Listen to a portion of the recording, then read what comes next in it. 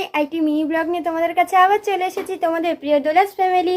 তো মা গিয়েছে বাইরে, দেখি কি এনেছে। চলো, কি নিয়ে এসছো গো? আরে চল, তোর খাদি কটনের যে শাড়িটা যেটা নাচের জন্য অর্ডার দেওয়া হয়েছিল সেটা আজ চলে এসেছে। চলে এসেছে? তাড়াতাড়ি চলে এলো। কবে অর্ডার দিলে? কালকে? পরশু দিন অর্ডার দিয়েছি, এসেছে আজকে। মানে আরো যেহেতু 25শে ডিসেম্বর না, ওই জন্য হয়তো তাড়াতাড়ি চলে এসেছে। কেরালা কটন অর্ডার দেওয়া আছে। খুলো না গো।